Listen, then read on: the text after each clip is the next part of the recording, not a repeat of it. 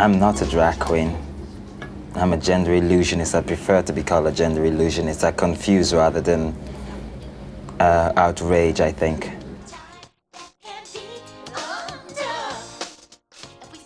It's a different kind of man to do what I do, you know. I mean, everyone's got their fears and everyone's got the boundaries they put up for themselves, not just what society puts up for them now. Most part of it, people just try to sort of like figure out whether I'm a he or a she. It's always been people looking in amazement and wondering. Men generally feel more affectionate towards women. And because in a strange way I'm perceived, the whole mystique, my whole thing, is not about looking like a man in a dress, but looking like a woman. I think they find it easier to communicate with me on that level.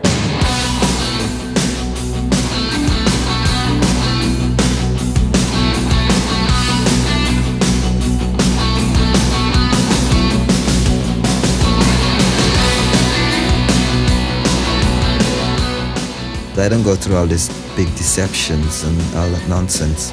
You know, I don't hide it. In fact, I think everybody out there thinks of me as male, whether I'm dressed up or not. I use the name Winston. It's just Winston, and what can a Winston be? You know, there's ambidextrous names like Terry's and Lee's, but what is a Winston? I got frustrated at seeing people who can look, women especially, who can look very, very beautiful, just look nondescript, if you know what I mean. Wrong shoes, wrong handbag, wrong dress, wrong hair. And I think I did it from that point of view. I don't think I've changed drastically, I've just changed gradually. You know, I've developed more so like sophisticated. Well, I was always quite sophisticated, but I've developed a much more so like, you know, newer, fresher style, which, you know, I really had to create a style for myself, because in most of those things everyone does,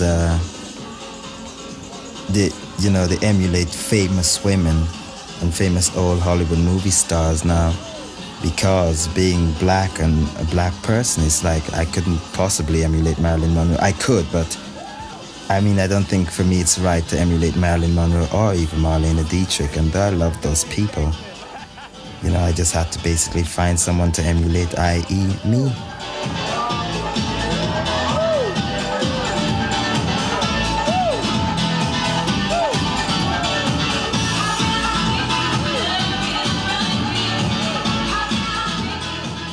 I'm impulsive. I'm a Scorpio, so therefore I'm very impulsive. It doesn't, things with me doesn't take like sitting down and mapping out. I don't map out anything. I didn't map out that, you know, in 10 years' time I want to be, you know, rich and famous and living in a big country house or anything like that. It may happen, it may not. I don't map out my life. I just, you know, take things one step at a time, one day at a time, and 1 minute at a time even sometimes, because I just think about something and do it. I don't, you know, sit down and think, well, oh, next week I'm going to put on a frock, so I'll go out and buy a pair of shoes now and do, you know, an occasion arises and I decide this is how I want to go to this particular thing, and that's how I go.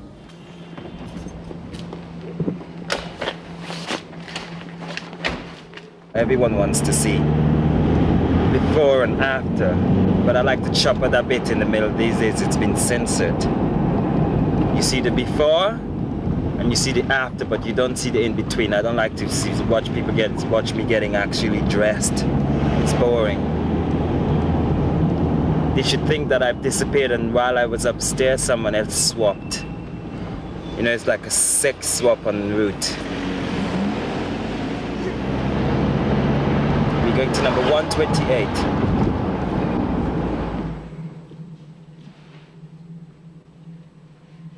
John, this is the only place to get hats. Is that right? Yes, it is. The only place to get hats. You know how much these are? They're like, you know, £200 for a metre. It just goes like hair. They're sort of like peacock feathers, but I've never understood what part of the peacock they are. Yeah. I've always been involved with and in tune with colorful people. You know, so I've never actually looked at any of my friends and said, you know, oh, you're a square dresser. They've always been I've always experienced colorful people. You know, and to each his own.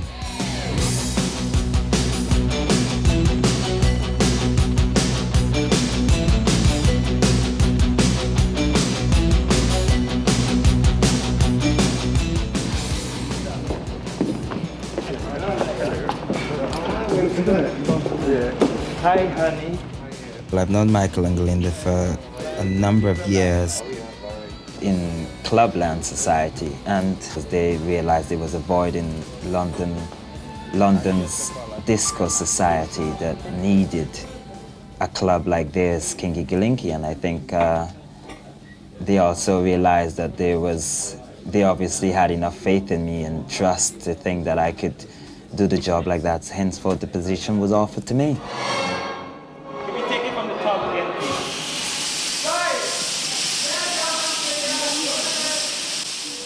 And that's where it started for me.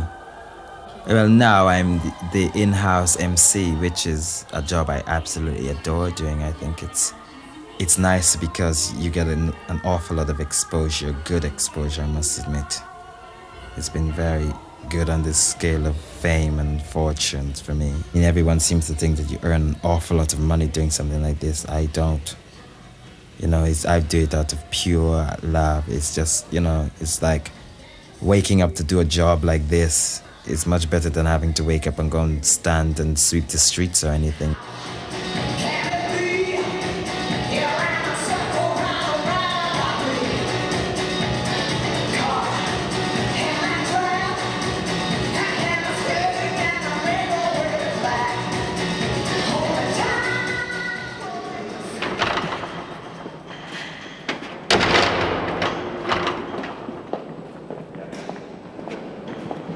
Oh, hello. Hi, I'm Jocelyn. Kenny. Hi, Winston. Hello, Winston. This is James. Hi, James. And Rory. Hi, Rory. Hi, Winston. How are you? This is your studio. Hi. And this is your background. Is this my studio? This is it. Finished. No, I know. We're working on it. I hope I'm not too late. No, you're fine. No problem. Same idea. Just a change it.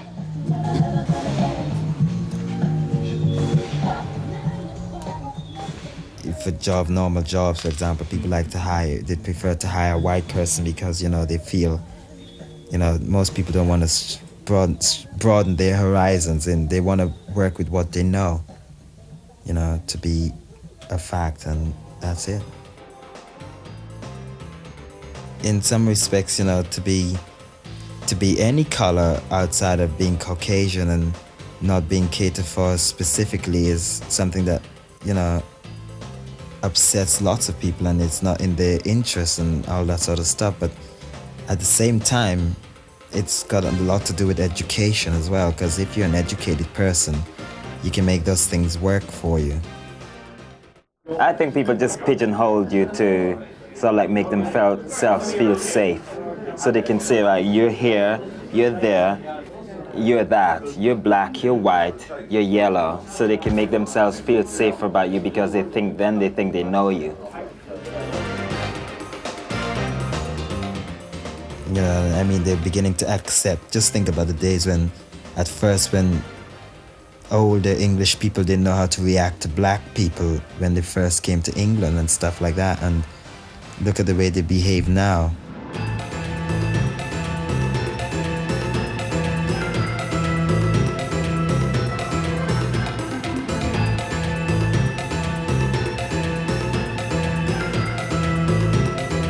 Too tight. That's fine.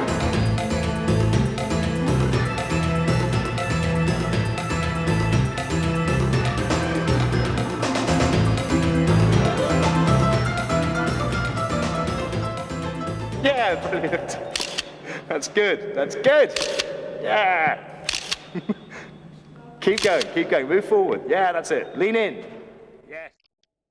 I don't copy women. It's just, you know, it's one's perception of a woman.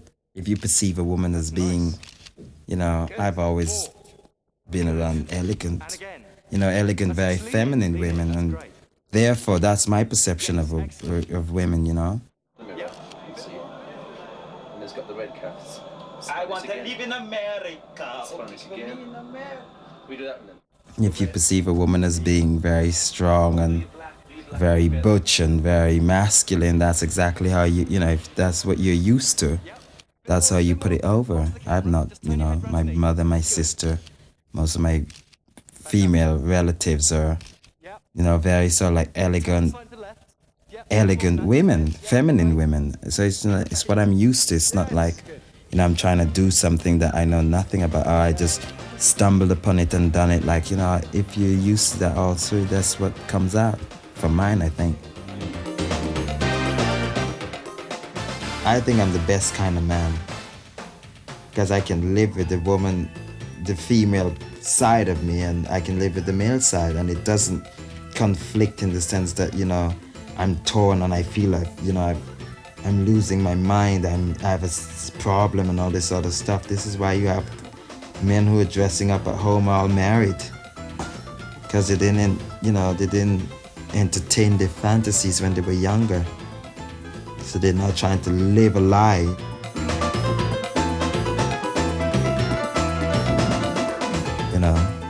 Besides, I think it's far more exciting to be the best of both than to be simply, one or the other.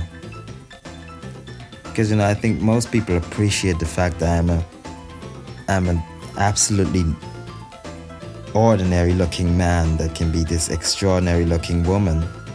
But I don't think I'm an ordinary looking man. I mean, I'm reasonably passable as a person, it's just that it takes a lot more to be a woman and you have more decorations, basically. But I think most people appreciate the fact that, here's one thing that becomes another thing and is becoming this other thing so beautifully. But I certainly don't want to become a woman because I just think, if I wanted to be a woman, I would want to be a natural woman, because I think of things in terms of naturalness.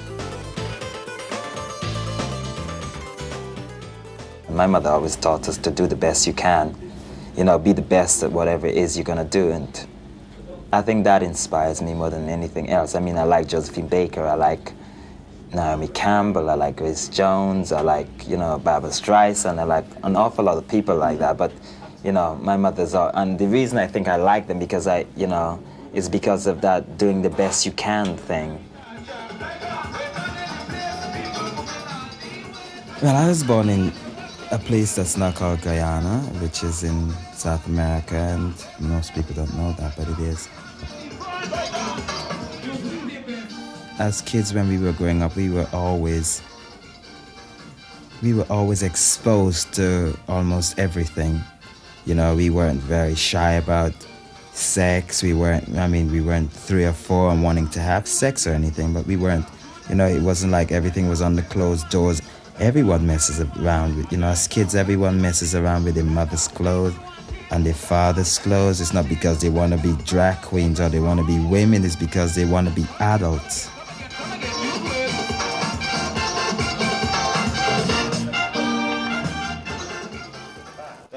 I think it's been going for donkey's years.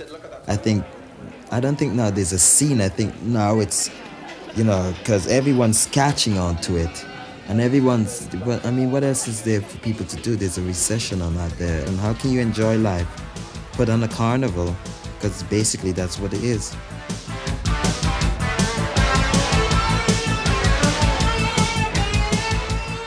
People are sexually repressed here.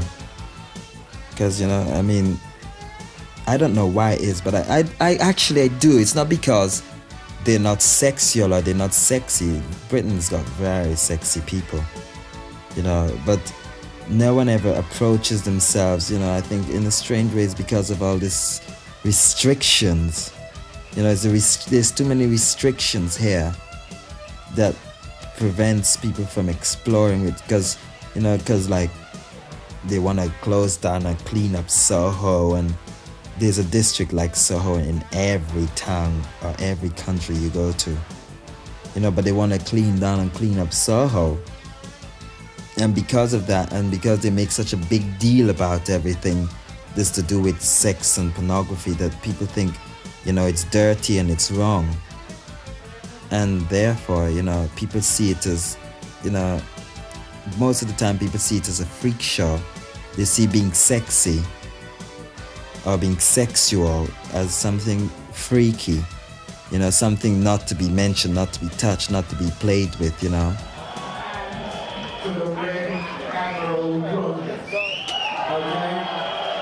Now, those two charities who've given a lot of great work, and they're going to be very grateful for all you people who come in to make it worthwhile and giving some money. Give yourselves a round of applause for that one. We're like kind of close to each other. Winston, the Kinky Girls, all those wonderful people, they're all here doing it for free.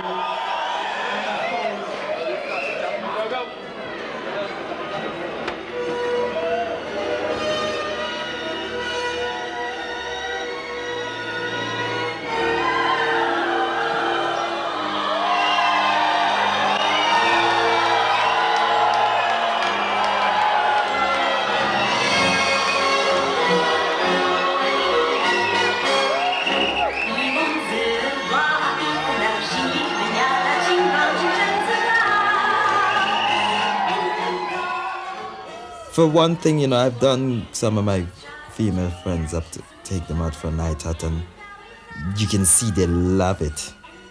But they're so scared of it. And it's being scared of yourself and scared of sexuality and scared of being perceived as, you know, as a very sexual person.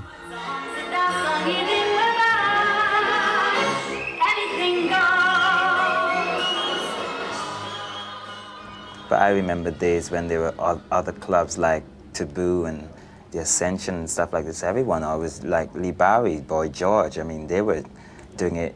I think back then it was seen as something totally different, like, you know, the Blitz clubs and all those days, much well before my time. But those days, everyone was doing it then, and, you know, it wasn't so popular because there wasn't a recession and there wasn't, you know, people weren't looking for a way of, you know, having, what should I say, fun without having to spend an awful lot of money. Thanks for coming. You all look sensational. Do you like her dress? You'll all recognize her. Enjoy it.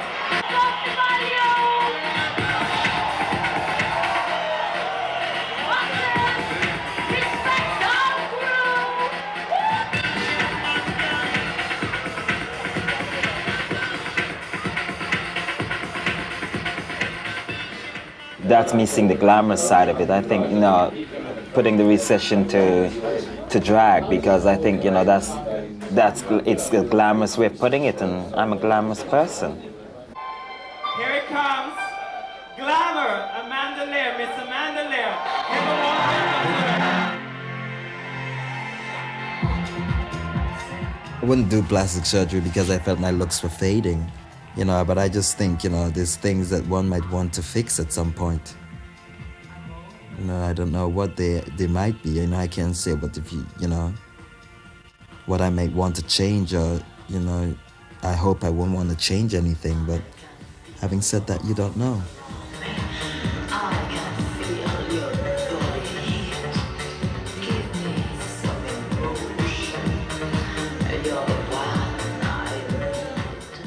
But, you know, if it helps people to feel better about themselves, why not? Drag helps me to feel better about myself, so I do it.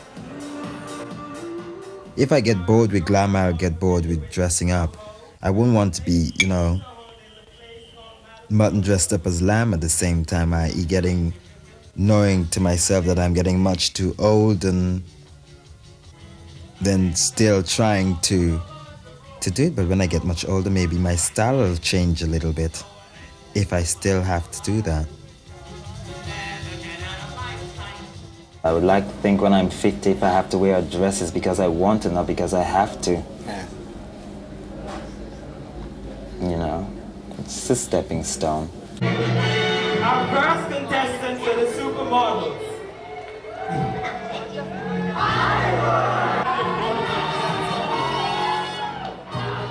But then at the same time, maybe I'll be educated on the topic enough then to open my own clinic, school for drag. Then all those guys out there who's always wanted to do it but didn't think they could come along and have little sessions parading up and down in the privacy.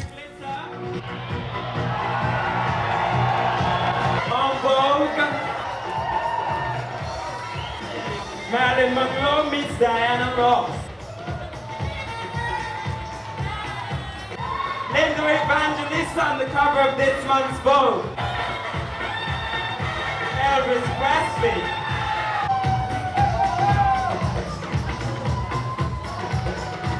And Jean Harlow.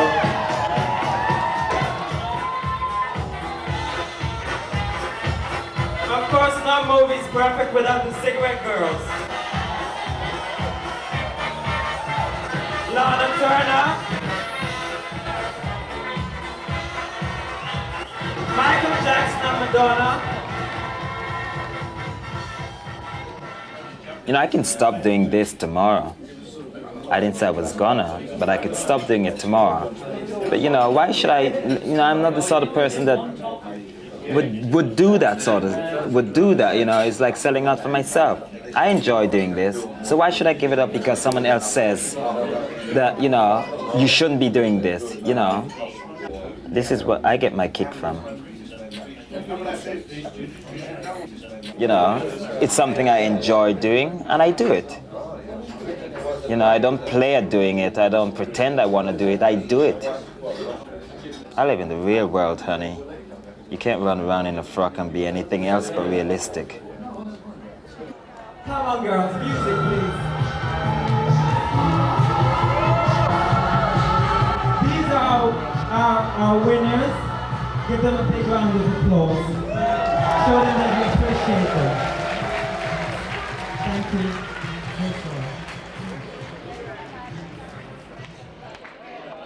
No, but you see, there's many different faces to everybody's character. I just prefer to use all of mine, you know, as opposed to just shelving the ones that you don't think people are gonna agree with. We can all do things that are not supposed to be so like normal for our sexes or our genders or whatever. And what's normal, you know? You know, in every man there's a woman, and I think vice versa.